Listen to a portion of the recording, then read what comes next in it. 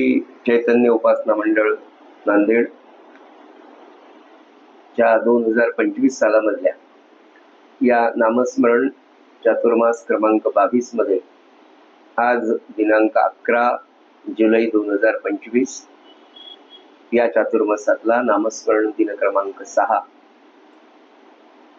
सज्जनो, श्रीमद भागवतातल्या एकादश स्कंधावर श्री नाथ महाराजांनी निरूपित केलेलं जे एकनाथी भागवत आहे ते भागवत आपण नाथांच्या आणि सद्गुरुनाथांच्या चरणी बसून वाचन श्रवण चिंतन म्हणून करूया. यासाठी उपस्थित माता बंधू भगिनी सर्वांच्या चरणी विनम्र अभिवादन करतो आणि आपल्या नित्याच्या वाङ्मयीन सेवेला आपण सुरुवात करूया. श्रीराम समर्थ. सज्जनो, नाथांचा हा ग्रंथ आपण पाहत आहोत. त्यांच्या कृपेने अजून या वर्षीच्या आपल्या या ग्रंथ वाचनाच्या 8व्या अध्यायाला सुरुवात करण्यापूर्वी साधारण 5-6 दिवस तरी नाथांचं काही चिंतन व्हावं, त्यांचं चरित्र आपल्या समोर राहावं.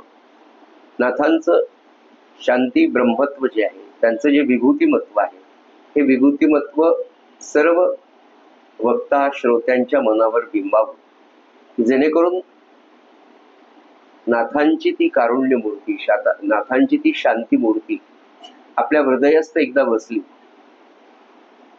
की त्या विभूतिमत्वाच्या चरणी बसून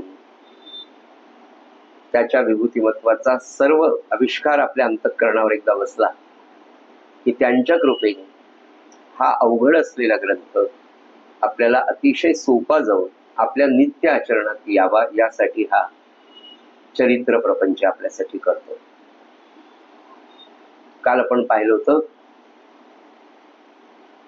की नाथ महाराज देवगिरी किल्ल्यावर जातात. परवाच्या दिवशी आपण पाहिलं आणि तिथे त्यांना भगवान शंकरांनी जो संकेत दिला होता पैठणमध्ये मंदिरात की देवगिरी किल्ल्यावर जनार्दन स्वामी आहेत, त्यांना जाऊन भेट, तेच तुझे सद्गुरू आहेत.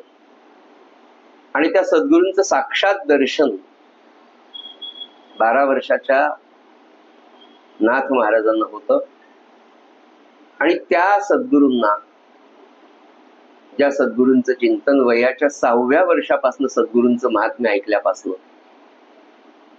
सत्शिष्य काय असतो, सद्गुरू काय असतो, मला तसं सत्शिष्य व्हायचंय, मला तसे सद्गुरू हवेत. आणि सद्गुरू का हवेत, तर देव मला पाहायचा. त्या देवाच्या दर्शनाकरता सकल संतांनी, शास्त्रांनी सद्गुरूंचा जो महिमा वर्णन केला, त्या सद्गुरूंच्या शिवाय मला देवाची प्राप्ती होणार नाही.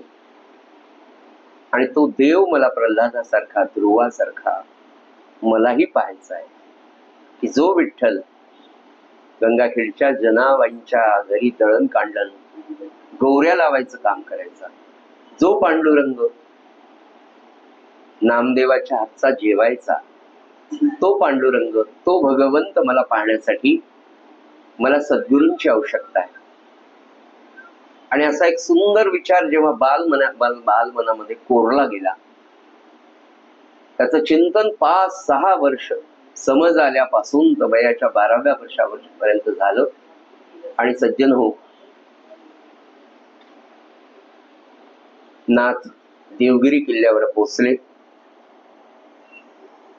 आणि ज्या वेळेला पहिलं दर्शन अगदी दुरून किल्ल्यावर त्या मोठ्या अशा शाही दिवाणखान्यामध्ये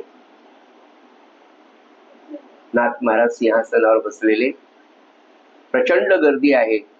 आणि त्या गर्दीमध्ये ज्या वेळेला पहिलं दर्शन नाथानं दुरून झालं, तेव्हापासनं न्याहाळत सगळे संन्यासी, फकीर, मौलवी, दान मागणारे यांची रांग पुढे पुढे जात होती. जनार्दन स्वामींच्या हातातून भिक्षा घेऊन ती पुढे जात असताना हळूच नाथ त्याच्यातून बाजूला गेले की जिथून स्वामी त्याला भरपूर वेळ आणि पूर्णपणे सद्गुरूंची मूर्ती आपल्याला न्याहाळता येईल अशा एका कोपऱ्यात भिंतीला जाऊन उभे राहिले. 1, 1.5, 2 तास.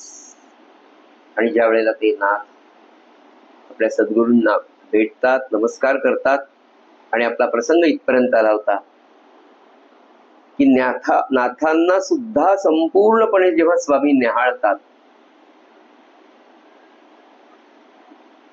त्याचा दंडवत स्वीकारतात आणि त्याची ती कारुण्यपूर्ण मूर्ती, त्याच्या नजरेतली आर्तता, तळमळ, मनोभाव जेव्हा स्वामी पाहतात,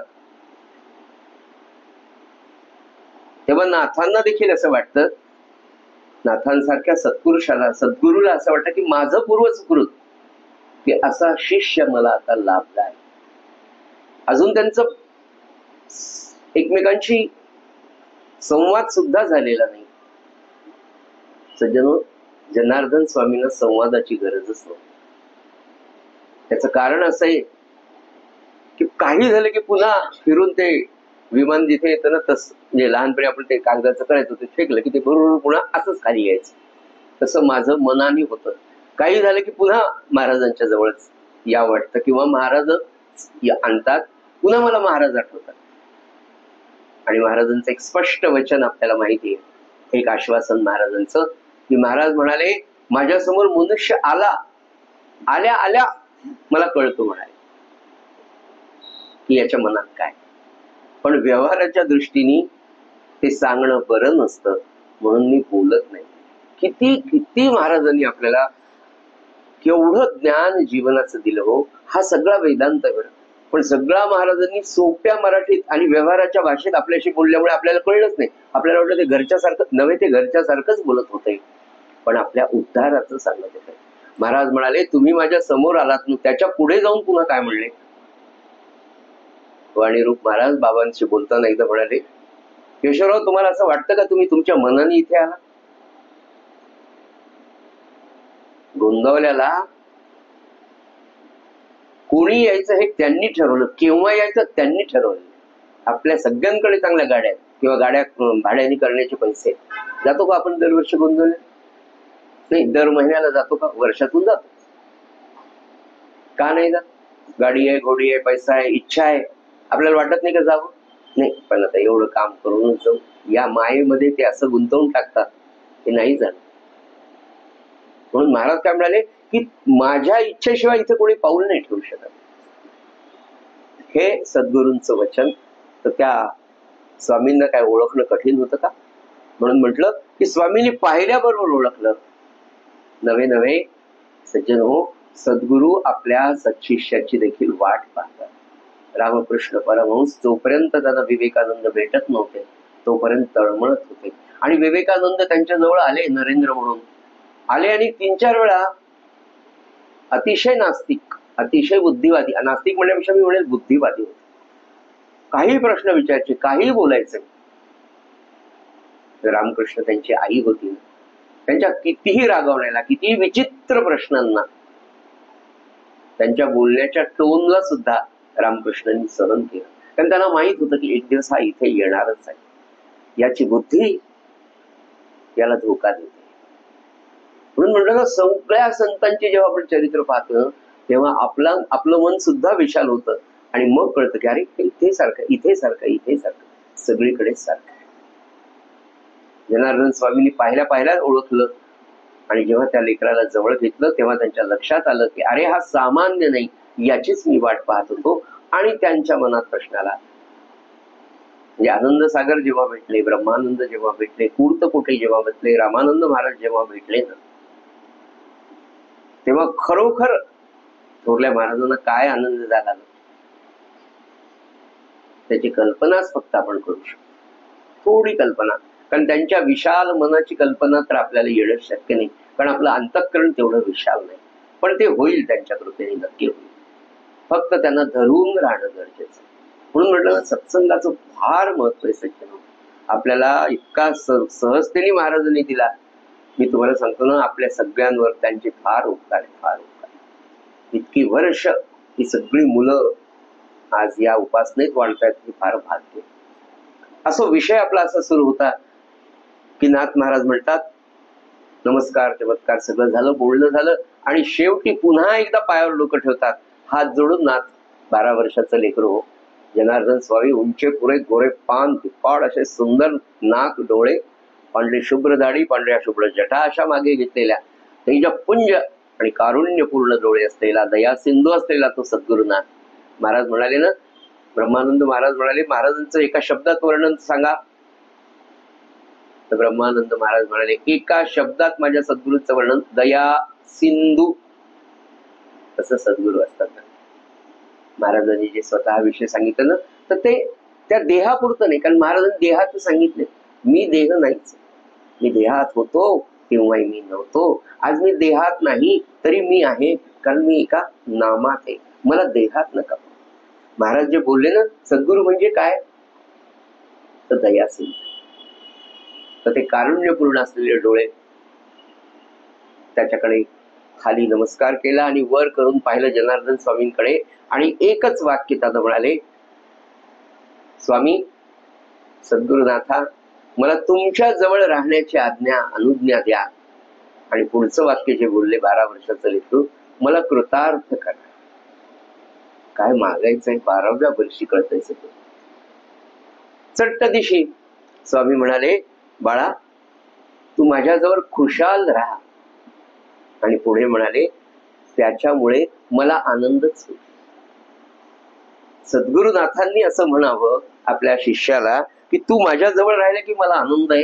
म्हणजे त्या शिष्याची पात्रता सज्जनो लक्षात घ्या. अशी पात्रता तुम्हा आम्हा सगळ्यांना प्राप्त होण्यासाठी हा चातुर्मास आणि हा सगळा प्रपंच आहे. 4 महिने तरी आपल्याला हे सगळं छान महाराजांच्या कृपेने वाचायचं, मला तुम्हाला श्रवण करायचं. आणि याच्यातून त्या सत्शिष्यांच्या वाट्याला लागलेले मोगऱ्याची फुलं जी भक्तीची आहे, भावाची आहे आपल्या सद्गुरूप्रती, ती सगळी मोगऱ्याची फुलं आपल्या ओंजळीत आपल्याला घरी घेऊन त्याच्या सुगंधाने तितकं सत्शिष्यत्व आपल्याला प्राप्त व्हावं अशी प्रार्थना आपल्याला सद्गुरूंना करायची. चल म्हणजे बा. आणि हा सुंदर संवाद त्या देवगिरीच्या पवित्र किल्ल्यावर, जिथे जनार्दन स्वामी अनेक वर्ष राहत होते, सायंकाळच्या वेळेला होत होता. आणि सूर्यास्ताला जात असताना सांज खुललेली होती. आपल्याला सगळ्यांना माहिती आहे, सांज खुलल्यानंतर एक भगवा असा मंद गोड भगवा प्रकाश सगळीकडे भरभरून पसरलेला असतो. आणि तो मावळतीला जाणारा दिनकर, ती सगळी संध्या, खुललेली संध्या या सद्गुरू आणि सत्शिष्यावर उधळत होती. दोघे असे भगवे भगवे भगवे मंद, आणि खरंच दोघही भगव्याच वृत्तीचे होते. त्यांना जणू काही तो निरोप देत होता. ते जे काही ठरवत होते त्याला अनुज्ञा तो सूर्यनारायण सुद्धा देत होता. यथावकाश मंत्रमुग्ध झालेला, अत्यंत सुखावलेला बाळनाथ अगदी निस्तब्ध होता. सद्गुरूंनी आज्ञा दिली होती की तू माझ्याजवळ खुशाल राहा, मला त्याच्यात आनंद आहे. या वाक्याने त्याचं अंतःकरण भरून आलं होतं. जणू काहीतरी खूप मोठं गबाड त्याला आज मिळालं होतं, नवे नवे खरंच मिळालं होतं. आणि या सगळ्या परिस्थितीत हात जोडून उभा राहिलेला नाथ सज्जन हो, त्याची पूर्ण नजर ही सद्गुरूंच्या पदकमलांवर होती. त्याच्यावरून त्याचे डोळे हालत नव्हते. सज्जन हो, सद्गुरूंचे कायम चरण कमल लक्षात ठेवा. एखाद्या वेळेस सद्गुरूंचा चेहरा लक्षात नाही राहिला तर हरकत नाही, त्यांचा पूर्ण देह लक्षात नाही राहिला तर हरकत नाही, पण महाराजांचे चरण कमल कायम लक्षात ठेवा, कायम लक्षात ठेवा.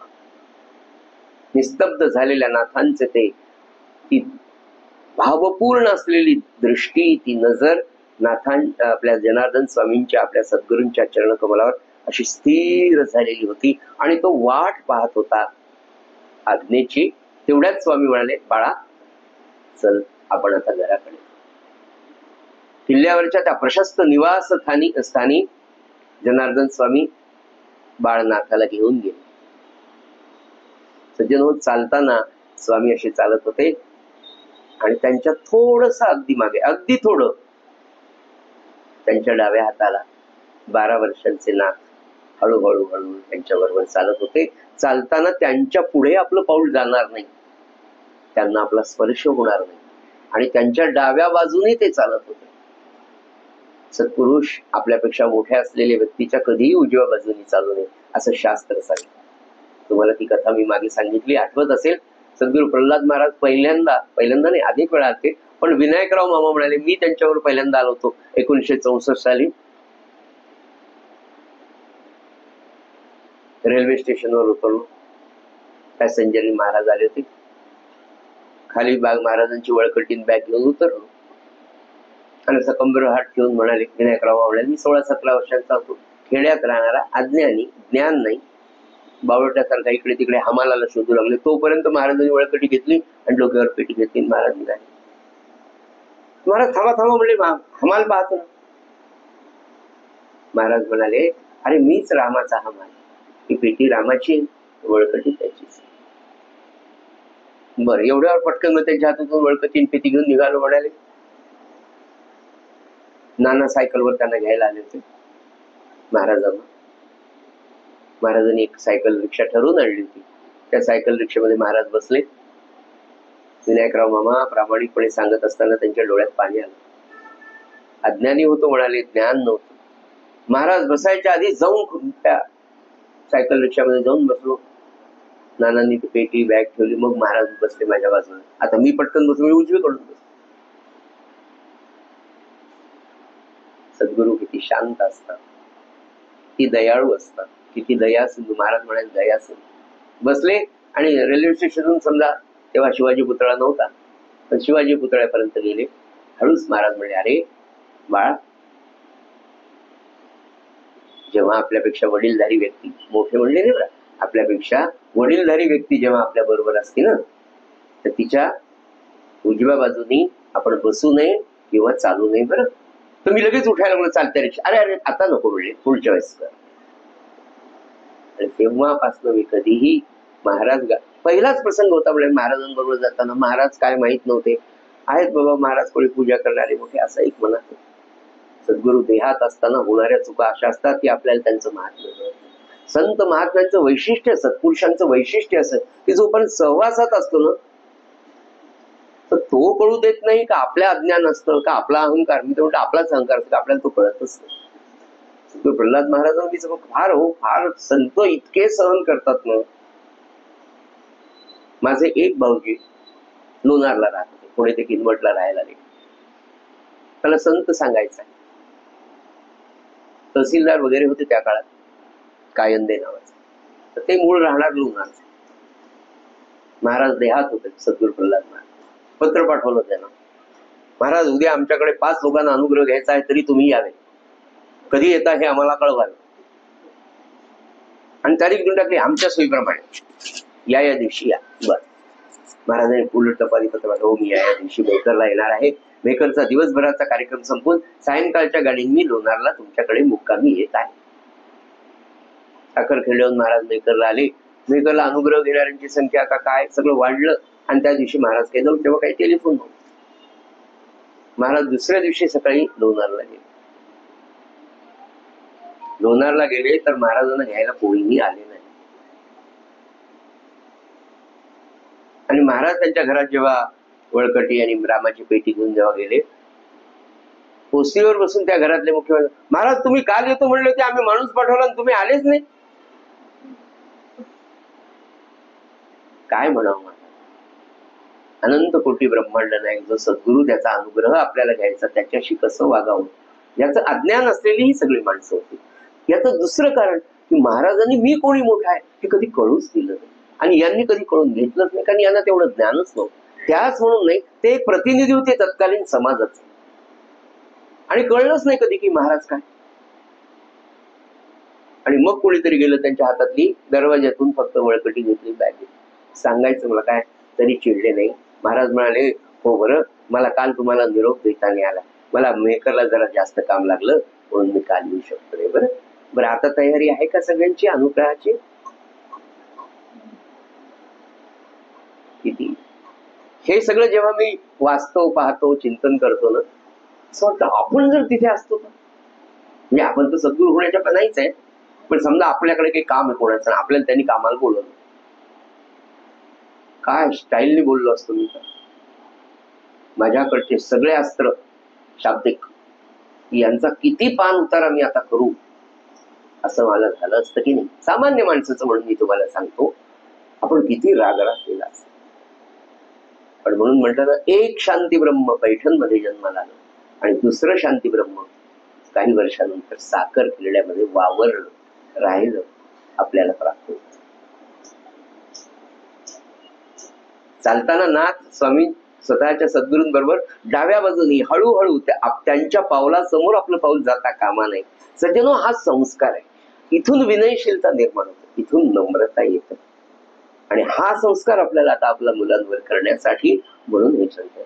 उद्या आपण मोठे होणार, आपली मुलं सुद्धा मोठी होणार, ती आई बाबा होणार, त्यांच्या पोटी संतती निर्माण होणार, तेव्हा ती सुद्धा सुशील सच्छील सुसंस्कारित होणं गरजेचं आहे. पण त्याच्यासाठी काही प्राथमिक तयारी, त्याच्यासाठी हे श्रवण. स्वामी झपाझप पावलं टाकत स्वतःच्या निवासस्थानाकडे, तेवढ्या देवगिरीच्या त्या भव्य अशा किल्ल्यावर स्वामींचं असलेलं सुंदर भव्य दालन असलेलं निवासस्थान, आणि त्या निवासस्थानामध्ये स्वामी जातात. त्यांच्या मागे हे 12 वर्षाचे नाथ जातात. नाथांच्या त्या निवासस्थानाच्या ओसरीवर नाथांची गुरुआई म्हणजे स्वामींच्या पत्नी, धर्मपत्नी बसलेल्या आहेत. नाथ स्वामी दारात दिसताच चटकन उभ्या राहिल्या, आपला पदर व्यवस्थित केला, डोक्यावरचा पदर व्यवस्थित करून हळूच दाराच्या कोपऱ्याला उभ्या असलेल्या गुरुपत्नींकडे नाथ झर झर झर स्वामींच्या मागे जातो. चट्ट दिशी गुरुमायेच्या पावलांवर आपला मस्तक ठेवतो, नमस्कार करतो. मस्तक चरणांवरच उठून पुन्हा हात जोडून वर पाहतो. हा त्याचा नमस्कार. स्वामी आणि त्यांच्या धर्मपत्नी दोघेही न्याहाळत होते आणि लक्षात आलं हे पोर फार सुसंस्कारातलं आहे. बालनाथांनी नमस्कार केला आणि पुन्हा सांगतो सज्जनो की त्या 12 वर्षाच्या मुलामध्ये हा नम्रतेचा संस्कार ज्या आजी आजोबांनी घडवला होता, ज्या पैठण शहरातल्या सात्विक घराण्यातून आलेला होता, ते पैठणचं शहर वेदोक्त ब्राह्मणांचं, सुशील लोकांचं होत. अजून एक सूत्र सांगतो सज्जनो, नमस्कार नमस्कार आज तो लोप पावला. आपल्या सगळ्यांना माहिती की आपल्या बालपणी आपण गावाला जाताना आपल्या देवाला आणि आपल्या घरच्या सगळ्या मोठ्या माणसांना नमस्कार करून गावाला जायचो. ज्यांच्या घरी आपण जायचो तिथे गेल्या गेल्या त्यांच्या घरच्या देवाला आणि त्यांच्या घरातल्या सगळ्या थोड्यांना आपण नमस्कार करत असतो.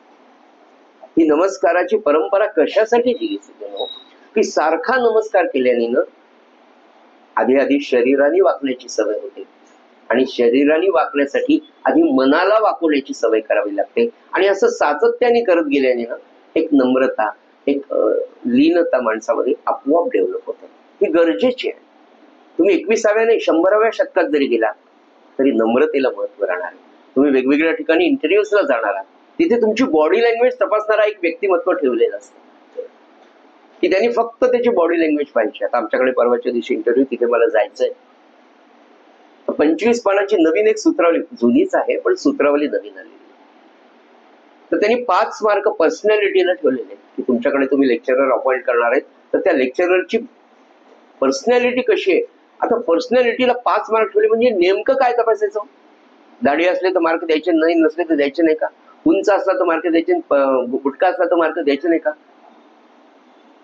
त्यांनी मशरूम कट केली तर मार्क द्यायचे नाही, केले तर द्यायचे का. म्हणजे काय पर्सनॅलिटीला 5 मार्क ठेवले, कशाला देणार तुम्ही 5 मार्क. बॉडी लँग्वेज, देह बोली याला 5 मार्क त्यांनी ठेवले. त्याची काही सूत्र त्यांनी खाली दिली की हे हे हे हे पहा, त्याची कटिंग, तुम्ही त्याला प्राध्यापक म्हणून जर निवडत आहात, त्याची कटिंग कशी आहे, तो दिसतो कसा, त्याची वाणी कशी आहे, त्याचा उच्चार कसा आहे, तो एंटर करताना कसा आहे, त्याचे शर्टचे बटन लावलेत का उघडे, अशी सगळ्या प्रकारचे निकष त्यांनी त्याच्यामध्ये, कटिंग कशी आहे, काय कसा दिसतो, कसा बोलतो, कसे डोळे हात वारे करतो, या सगळ्या गोष्टी. आणि या सगळ्या गोष्टी सज्जनो संस्कारात आणि त्याच्यासाठी थोडा मोठ्यांची चरित्र सगळी आपल्या म्हणजे वेगवेगळ्या क्षेत्रातल्या आपल्या मुलांच्या समोर मांडल्या गेली पाहिजे. नाथ घरात गेले, चट्ट दिशी नमस्कार केला, दोघांनी पाहिलं की हे लेकरू फार सुंदर. दुसरं एक सांगतो सर दादा, की नमस्कार केल्याने होतं काय. आपल्यात तर लीनता येतेच, पण नमस्कार फुकाचा आणि आशीर्वाद लाखाचा. 10 लोकांना तुम्ही जेव्हा नमस्कार करता, त्या 10च्या 10 लोकांच्या मनात तुमच्याविषयी कोणतीही भावना असू द्या, पण नमस्कार करताना तरी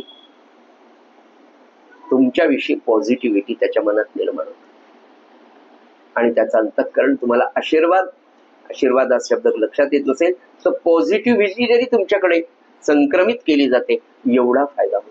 आशीर्वाद लाखाचा आहे, कोण काय आशीर्वाद देईल तुम्हाला सांगता येत.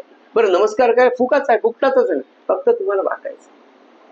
नमस्कार केल्यानंतर एक तर गोष्ट होती ना, त्या माणसाविषयी आपल्याला काही क्षणांपुरतं का होईना प्रेम निर्माण होत, निदान असूया तर राहत. म्हणून नमस्कारांचं महत्व. नमस्कार केला आणि सज्जन हो, गुरुआईनी भांडभर पाणी आणलं. स्वामी तिथल्या ओसरीवरच्या तक्तपोशावर बसले. पटकन हे लेकरू त्यांच्या पायाजवळ खाली बसलं. आपण 2 मुलांना आपल्या घेऊन जा कोणाच्या घरी. त्यांचे सोफे त्याच्यावर नाही उड्या मारल्या यांनी दनादन.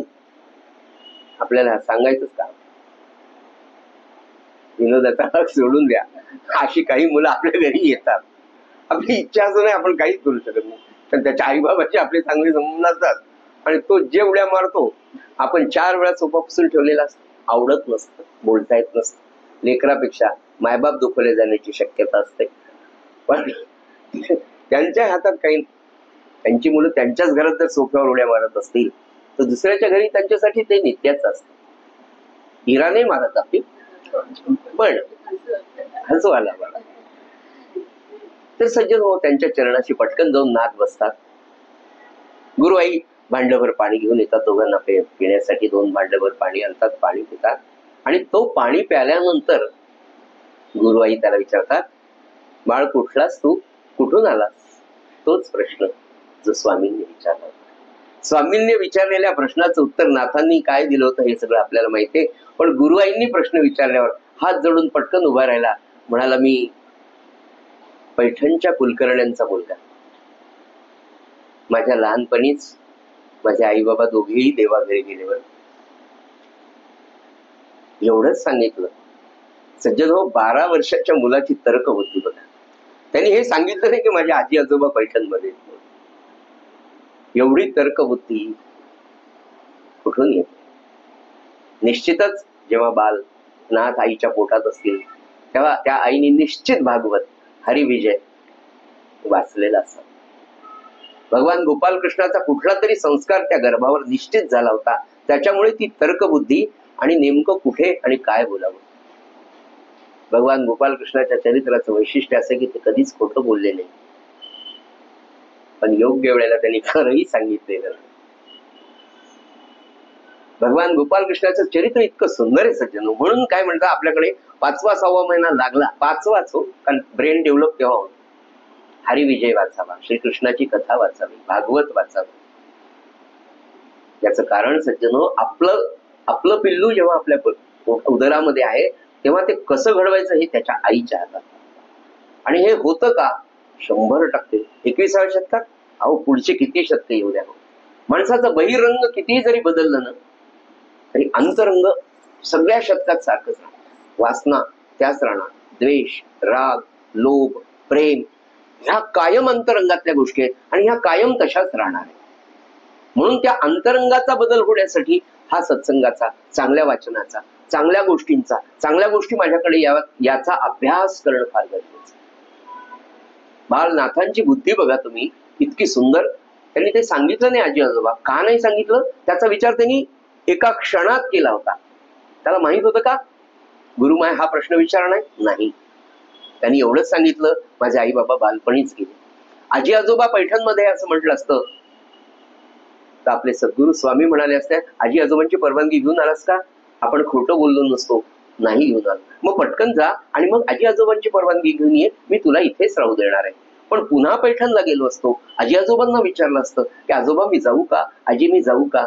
आजी आजोबांनी जाऊ दिलं नसतं, सद्गुरूंची आज्ञा उल्लंघता आली नसती, आली असती तर इकडे येता आलं नसतं. आणि काय करावं हा प्रश्न होता. आजी आजोबांनी पाठवलं नसतं आणि पुन्हा सद्गुरूंची भेट नाही, त्यांचा सहवास नाही, त्यांची सेवा नाही. भगवान गोपाल कृष्णाच्या चरित्राचं वैशिष्ट्य असं आहे की आपल्या मुलाची पर्सनॅलिटी डेव्हलपमेंट होत असताना त्याच्या अंतरंगातले विचार कसे असावे, त्याची बुद्धी कशी असावी, ती कशी चालावी, याच्यासाठी भगवान गोपाल कृष्णाचं रामरायाचं चरित्र सारखं वाचलं पाहिजे. योग्य वेळेला सारखं त्याचं चिंतन केलं पाहिजे. नाथांनी सांगितलं नाही आणि गुरुमाईच्या कानात तेच वाक्य रडत होतं की पैठणच्या कुलकर्ण्यांचा मुलगा, माझे आई बाबा बालपणीच देवाघरी गेले. गुरुवाई म्हणाले अरे अरे, मनातल्या मनात म्हणाले, त्याला नाही म्हणाले, अरे अरे बाळाला आई बाबा नाही. म्हणाले बाळा इथेच राहा बरं आता. स्वामी म्हणाले तू आपल्याकडेच राहणार आहे बरं. हो, काही हरकत नाही. आणि काहीच दिवसांमध्ये बाळनाथ स्वामी जनार्दन स्वामींच्या घरातला एक प्रमुख घटक बनला. कसा बनला? 12 वर्षाचं लेकरू वयाच्या 6व्या-7व्या वर्षापर्यंत अनेक कथा आजोबांकडनं ऐकलेल्या, गावातल्या पुराणिकांकडनं ऐकलेल्या, ध्रुवाची कथा, प्रल्हादाची कथा, अनेक सत्शिष्यांच्या पुराणातल्या कथा, त्यांनी केलेल्या भगवान गोपालकृष्णांनी संदीपनीच्या आश्रमामध्ये जाऊन आपल्या सद्गुरूंची केलेली सेवा, हे सगळं त्या बालनाथांनी 7व्या-8व्या वर्षी ऐकलं होतं आणि त्याच्या अंतःकरणावर ते रुजलं होतं. आणि तेव्हापासून त्याची इच्छा होती मला असे सद्गुरू मिळावे, त्यांची सगळी सेवा, सर्व सेवा मी मनोभावे करेल, मी मनोभावे करेल. हे वयाच्या 6व्या-7व्या वर्षी ठरवलेलं आणि आता ते प्राप्त झालं होतं. मला सद्गुरू मिळाले आणि आता माझ्या सगळ्या ऑल माय ड्रीम्स, आजच्या भाषेत सगळी माझी स्वप्न कोणती? सेवेची. नाथांनी 12 वर्षाचं लेकरू स्वामी उठायच्या आधी आपण उठावं, पटकन स्वतःच स्नान आणि संध्या करून घ्यावी. बस संध्या केल्यानंतर होणारी सगळी कर्म आपल्या नावावर जमा होत राहतात, पुण्याची. पापाची तर केव्हाही होत, त्याला काही संधीची गरज नसते. उठावं आणि आपल्या सद्गुरूंच्या उठण्याची वाट पाहावी. ते उठायचाच उशीर. त्यांचे चरणकमल करावे, त्यांच्या अंथरुणाची पांघरुणाची घडी करून व्यवस्थित ठेवावी.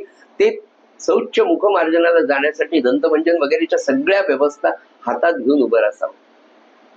स्वामी शौचावरून आल्यानंतर त्यांच्या पायावर पाणी घालायचं, शुभ्र वस्त्राने त्यांची पावलं पुसायची, त्यांना दंतमंजन द्यायचं, त्यांनी पाणी घ्यावं, कोमट पाणी त्यांना द्यावं, आले की त्यांना कोमट पाणी प्यायला द्यावं. लगेच स्वामींच्या स्नानाची व्यवस्था करावी. स्वामी स्नान होईपर्यंत त्यांचं अंग पुसण्याचं वस्त्र आणि त्यांचं स्नानानंतरचं वस्त्र सोवळ्याचं त्यांना द्यावं. स्वामींनी अंग पुसून यावं, दुसरा पितांबर त्यांच्या हातात निर्या करून द्यावा. स्वामींनी पटकन नेसून त्यांना वेळ होऊ नये, पटकन निर्या कुचाव्या. स्वामींनी पाटावर बसण्यासाठी आसन टाकलेलं असायचं. समोर पळी, पात्र, भांड सगळं ठेवलेले. स्वामींनी फक्त संध्येला बसायचं. भस्म, गंध त्यांच्या समोर ठेवलेले. हात जोडून 12 वर्षाचा नाथ उभा आहे. संध्या होईपर्यंत 12 वर्षाच्या नाथांनी देवपूजेची सगळी तयारी करून ठेवली. देवाच्या पाटावर देवाचं मोठं संध्यापात्र ठेवावं, बाजूला सोवळ्याचं पाणी भरून, त्याच्या बाजूला चांदीच्या भांड्यामध्ये पाणी काढून ठेवायचं, चांदीची पळी रिकामी तिथे ठेवायची. गोष्ट फार साधी आहे सज्जन. निवासस्थानामध्ये असलेल्या सगळ्या फुलांच्या फुलं तोडून आणावी. मोठी परडी होती अशी सुपासारखी, झाल असते ना, झालीसारखी परडी होती. आणि त्या झाली सारख्या परडीवर एका बाजूला सगळ्या तुळशी, त्याच्यानंतर लाल रंगाची फुलं, त्याच्यानंतर पांढऱ्या रंगाची फुलं, त्याच्या बाजूला बेल, त्याच्या बाजूला दुर्वा, त्याच्यानंतर पिवळ्या रंगाची फुलं, पांढरी शेवंती, पिवळी शेवंती, अशी सगळी फुलं त्या परडीतच इतकी सुंदर होती की ती परडी पाहूनच जनार्दन स्वामींनी प्रसन्न व्हावं की काय शिष्य मिळाले. संध्या झाली की जनार्दन स्वामींनी पूजेसाठी बसावं. तोपर्यंत नाथांनी गंध उगाळून द्यावा. सुंदर अशी मोठी चहाण, चंदन, त्याच्यात अत्तर घालून सुंदर चंदनाचं गंध तयार करावं, चंदनाचं वाटीमध्ये तिथे स्वामींच्या जवळ ठेवावं, हळद, कुंकू, बुक्का सगळं साहित्य, म्हणजे स्वामींनी पूजा केल्यानंतर देवाला पुसायला लागणारं वस्त्र सुद्धा हातात देव घेतला की वस्त्र त्यांच्या दिलेले वस्त्राने पुसायचे, स्वामींनी ठेवायचं, फुलं व्हायची, उदबत्ती, दिवा, तुपाचे दिवे, तेलाचे दिवे, किल्लेदार होते, श्रीमंत होते अतिशय स्वामी. पण एवढे मोठे जनार्दन स्वामींचं दुसरं वैशिष्ट्य सज्जन मी तुम्हाला सांगतो की दिवसभर म्हणजे सकाळी उठल्यापासून तर रात्री झोपेपर्यंत जनार्दन स्वामींच्या पत्नींना सुद्धा कळालं नाही की माझा नवरा फार मोठा साधक आहे, संत आहे, सत्पुरुष आहे. कारण त्यांची साधना केव्हा व्हायची त्यांच्या पत्नीला देखील त्यांनी कळू दिलं नाही. पुन्हा मला महाराज आठवतात, महाराजांच्या प्रवचनात आहे की आपला परमार्थ झाकून असा. काय सांगतात सगळे संत, एकाने वागावं दुसऱ्यांनी सांगावं, किंवा सगळ्यांनीच वागावं फक्त एकाने सांगावं म्हणजे ब्रह्मचर्य. सगळ्या संतांचं मर्म सगळे संत जर कळायचे असेल ना तर आपल्या महाराजांची बोधवचन फक्त वाचावी आणि ते बोधवचनाशी पक्की आपल्या मेंदूमध्ये फिक्स करून ठेवायचे. आणि संत पाहिला की आपल्याला बरोबरच अरे महाराजांनी सांगितलं तसाच. नैवेद्य झाला, माफ करा, पूजा झाली की सोहळ्यामध्ये नैवेद्य घेऊन यावा. सज्जनो, हे सगळं न सांगता 12 वर्षाचा मुलगा करत होता. आपल्या घरी आईला पोट्याला कितीदा सांगावं लागतं विदर्भाच्या भाषेत. तिनं सोहळ्यातून अंगणात येईपर्यंत हे काही करत, आई नैवेद्य घेऊन यावा, नैवेद्य दाखवला, नैवेद्य दाखवेपर्यंत आपल्या सद्गुरूंसाठीच भोजनाचं आसन, समोर पाठ, त्याच्यावर ताट, वेगवेगळ्या रांगोळ्या 12 वर्षाच्या नाथांनी रोज तिथे स्वतः सुंदर काढाव्या. का? मला माझ्या सद्गुरूंची प्रत्येक सेवा घडावी. कुठल्याच सेवेत दुसरा कोणी वाटेकरी होता कामा नये, तिथे वाटेकरी नव्हता. म्हणून सगळी सेवा नाथ करत होते. स्वामी भोजन प्रसादाला बसले. हे तुम्हाला मी काय सांगू, किल्लेदाराचं घर होतं.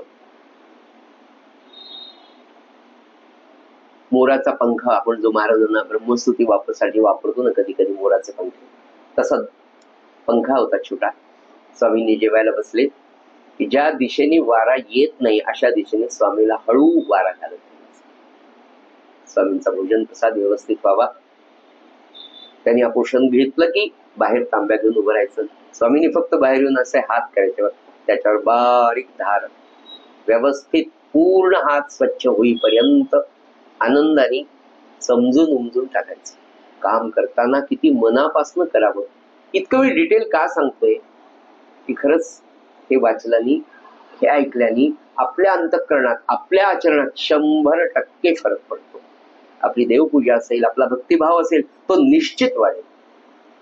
हात पुसायला लगेच शुभ्र वस्त्र घ्यावं, स्वामींनी हात पुसावे, आतमध्ये यावं. आता स्वामींना त्यांच्या किल्लेदार पदाचं जे कचेरी होती तिथे जायचंय. कचेरीत जायच्या आधी मधल्या घरामध्ये स्वामी यायचे.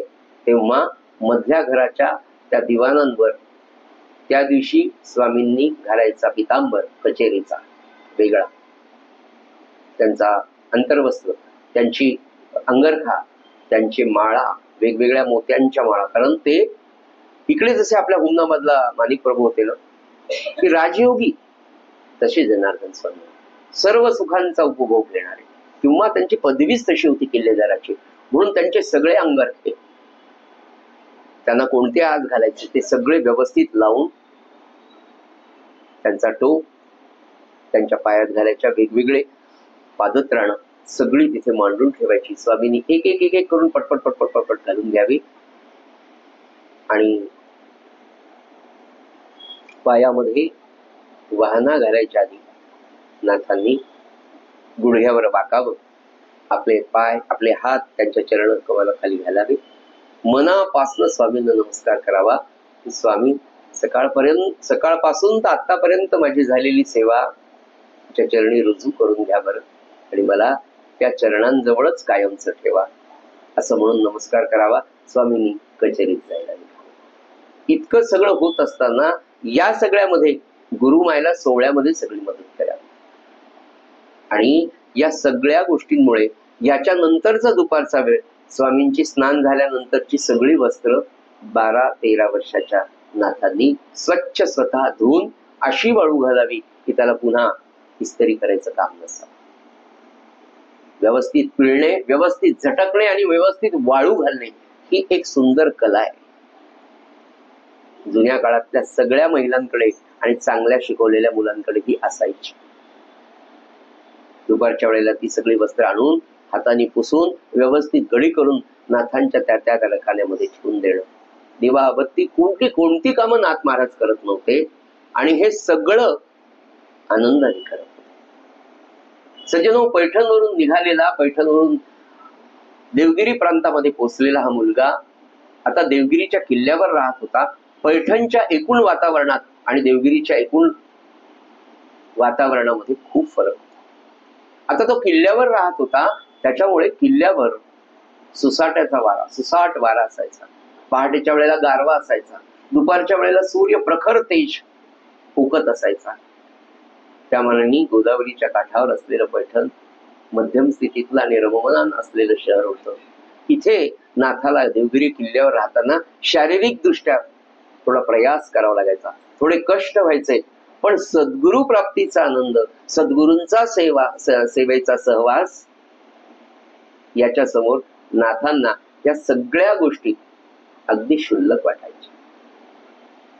आणि त्या आनंदामध्ये नाथ दिवसभर आपल्या सद्गुरूंच्या सेवेमध्ये असायचे. सज्जनो, एवढंच काम करण्यासाठी नाथ, एवढ्या शारीरिक सेवेसाठी नाथ जनार्दन स्वामींकडे राहत होते किंवा जनार्दन स्वामी एवढीच त्यांची सेवा स्वीकारत होते का?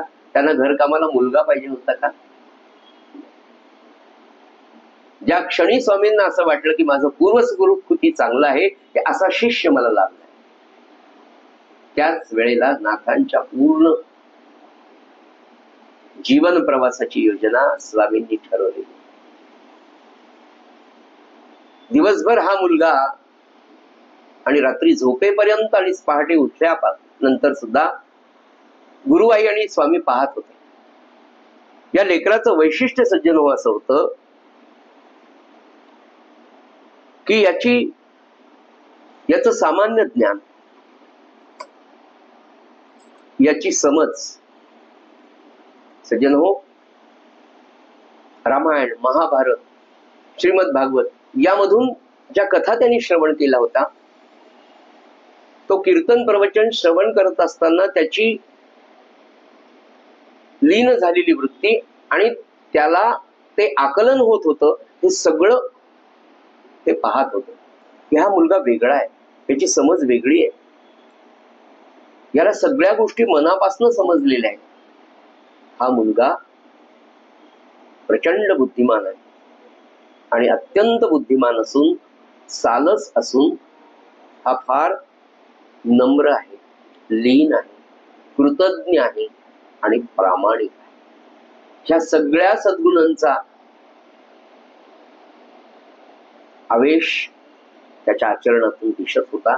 आणि तो सज्जनो, मी तुम्हाला काय सांगू, तो सगळा गुरुमायेच्या देखील लक्षात आला. त्याची समज लक्षात घेता, त्याचं सामान्य ज्ञान लक्षात घेता, नाथांच्या हे लक्षात आलं की याच्यासाठी आपण काहीतरी वेगळं आता करायला पाहिजे. आणि वेगळं काय? तर नाथ ज्या दिवशीपासनं देवगिरी किल्ल्यावर स्वामींच्या सहवासात त्यांच्या निवासस्थानी राहायला आले, त्याच्या दुसऱ्या दिवशीपासून जनार्दन स्वामींनी ज्ञानेश्वरी हा ग्रंथ फक्त नाथांना समजून सांगण्यासाठी रोज एक विशिष्ट वेळ ठरवली. श्रीमद भगवद्गीतेतले श्लोक, मूळ श्लोक, त्याच्यावर मौलींनी लिहिलेल्या सगळ्या ओव्या, या सगळ्यांचा अर्थ स्वामींनी 12-13 वर्षाच्या नाथाला सांगायला सुरुवात करावी.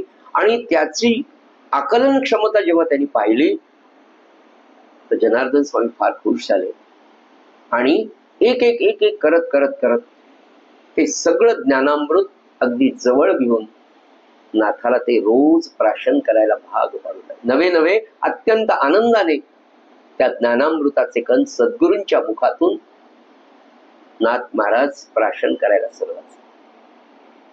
एक एक ग्रंथ,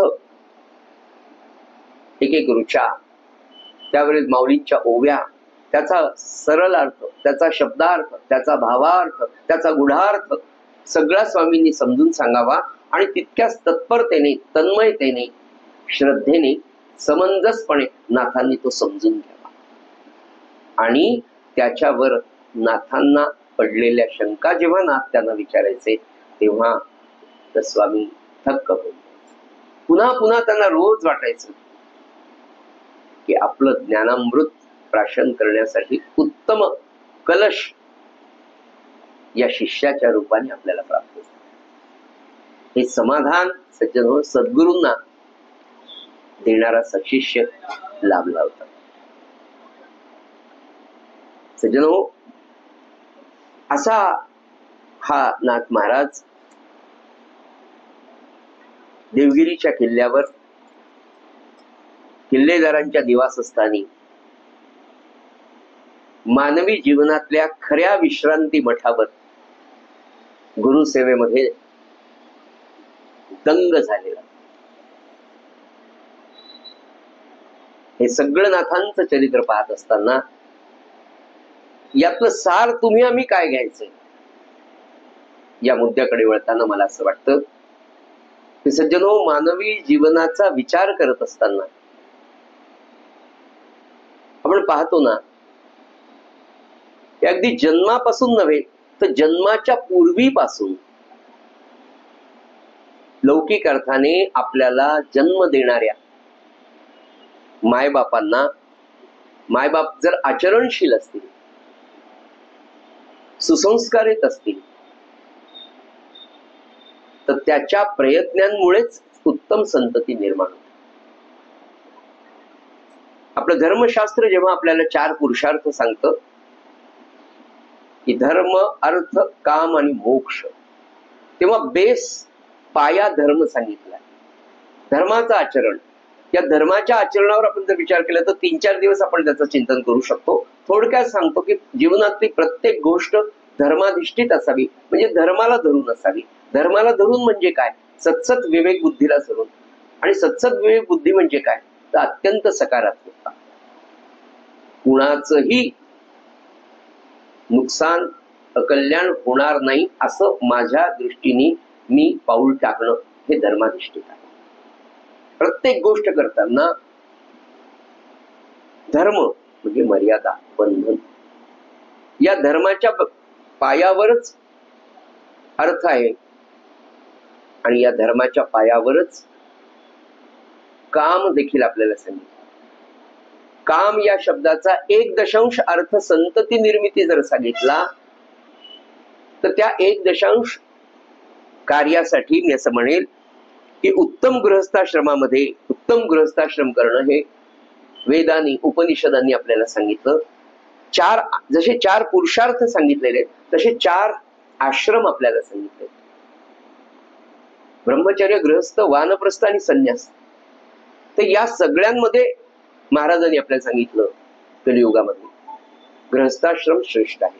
मग तेव्हा हा गृहस्थाश्रम श्रेष्ठ नाथांच्या आईबाबांचा किती सुंदर आहे, त्याच्यानंतर नाथांचा किती चांगला आहे, मग तो तसा माझा कसा होईल हा विचार करणं. आणि मला हे सांगायचं आहे की म्हणजे भारतीय तत्वज्ञान शेवटी काय, प्रपंच करावा नेटका. आपण आपल्या जीवनामध्ये कितीतरी आपल्या जवळपासची अशी माणसं असते, फार कमी पगार असलेली माणसं असते, पण त्या घरातली गृहिणी काय सुंदर संसार करते. कोणाला दिसू देत नाही की हिला नंबर ऑफ साड्याच किती आहे. कधी ती 4 लोकांमध्ये असं वागणार नाही की हिच्याकडे साड्या कमी, ही असे. तेवढ्यातल्या तेवढ्यात म्हणजे मी महाराजांच्या कृपेने अत्यंत गरीबातला गरीब, खेड्यातला संसारापासनं तर खूप मोठे संसार महाराजांच्या कृपेने मला पाहायला मिळाले वेगवेगळ्या पद्धतीने. तेव्हा लक्षात येते की त्या घरातली लक्ष्मी जी आहे ना, ही जी स्त्री आहे ना, ती लक्ष्मी आहे. आणि ती किती सुंदर संसार करते. कितीही 100 तुम्ही स्त्रिया लक्षात घ्या, कोणती स्त्री आपल्या नवऱ्याचं वैगुण्य कधी सांगत नाही, आपल्या प्रपंचाचं वैगुण्य कधी सांगत नाही. आणि हेच त्या प्रपंच करावा नेटकाचं एक सूत्र आहे. म्हणून हा प्रपंच जर उत्तम करायचा असेल आणि या राष्ट्राला नवे या विश्वाला अतिशय सुंदर सन्मार्ग दाखवणारे संत महात्मे धर्मवीर तत्वज्ञ जर जन्माला यायचे असतील सज्जन हो, तर सात्विक आई बाबांची गरज, सात्विक युवकांची पिढी निर्माण करण्याची गरज मला असं वाटतं या सगळ्या चरित्रामध्ये. मनुष्याने कायम एक लक्षात ठेवलं पाहिजे की माझा जन्म प्रत्येकाचा, बरं का, प्रत्येकाला, आपलं धर्मशास्त्र की प्रत्येकाचा जन्म काही विशिष्ट कार्यासाठी झालेला आहे. मुळातच मानवाचा जीवनाचं ध्येय ईश्वराची प्राप्ती, आणि ईश्वराची प्राप्ती म्हटल्यानंतर जन्मापासून तर ईश्वराच्या प्राप्तीपर्यंतचा जो मार्ग आहे ना सज्जन हो, तो सगळा धर्माधिष्ठित, आचरणशील, तपोनिष्ठ, इतरांच्या कामाला येणारा असा अपेक्षित आहे. म्हणून प्रत्येकाचं एक वैशिष्ट्य आहे की मी एका उत्कृष्ट, उदात्त, विशाल भावनेने प्रज्वलित झालेला मी असलं पाहिजे की नाही, मला हे मिळवायचंय. आणि काय मिळवायचे तर समाधान व्यक्तिशः. आणि आपण समाधान मिळवत असताना आपोआपच सद्गुरूंच्या कृपेने आपल्या हाताने सत्कर्म घडत राहतात. ती सत्कर्म आपल्या कुटुंबाला, आपल्या समाजाला, आपल्या राष्ट्राला, नवे विश्वाला मार्गदर्शक ठरत असतात. म्हणून भारतीय तत्वज्ञानाने जे सांगितलं तेच सगळं सूत्र या नाथांच्या चरित्रात दिसतं. आजची झालेली सेवा नाथांच्या चरणी